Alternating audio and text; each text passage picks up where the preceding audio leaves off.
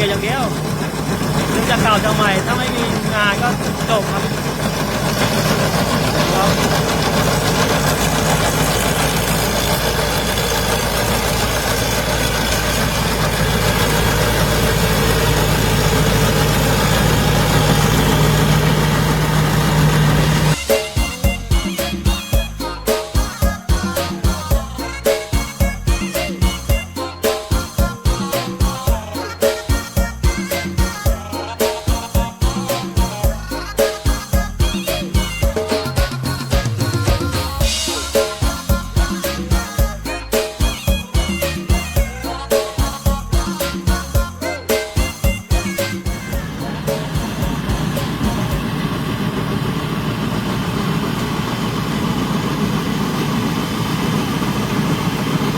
สวัสดีครับ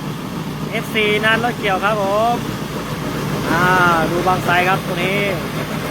ถึงรถจะเก่านะครับแต่ไม่ธรรมดานะครับช่วงล่างใหม่บนเครื่อง26รถใหม่ไม่กลัวนะครับขอให้มีงานเกี่ยวก็พอซ่อมท่อแก่ซ่อมถึงก็พอฝากถึงลูกน้องที่เลือกขับรถเด็กค้นหาขับรถเกี่ยวเลือกรถดูครับถึงรถใหม่ไม่มีงานก็เท่านั้นแต่รถเก่าจะมีงานตลอดสู้รถเก่าไม่ได้นะครับฝากบอกเพื่อนๆพวกที่หาขับรถเกี่ยวชอบเรื่องรถขับดูครับธรรมดานะครับพวกผมต้องถึงมีงานให้ทำตลอดพอแค่ใจพอ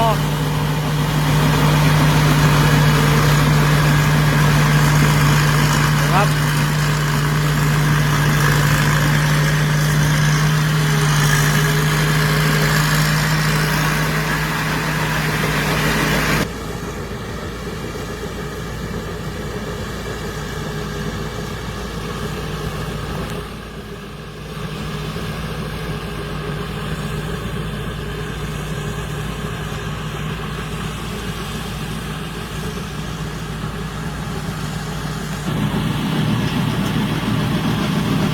ครับรถผม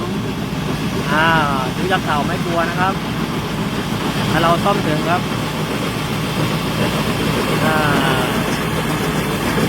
เดี๋ยวนี้คนขับหายากรถเก่าไม่ค่อยจะขับกัน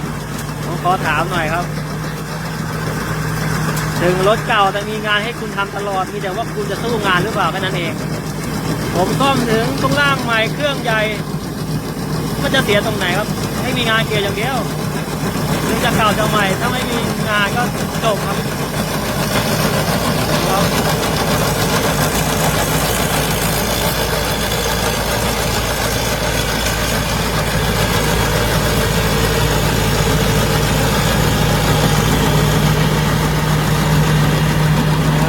ฝากขอบคุณเพื่อนๆที่ติดตามรับชม FC นัดรถเกี่ยวได้ครับอันนี้ยังหาคนขับอยู่นะครับบางไทรการช่างครับจะขึ้นนาปีสิ้นเดือนนี้นะครับใครสนใจติดต่อมาได้ครับคือทักมาเลยครับเฟซนัดรถเกี่ยวขอบคุณครับ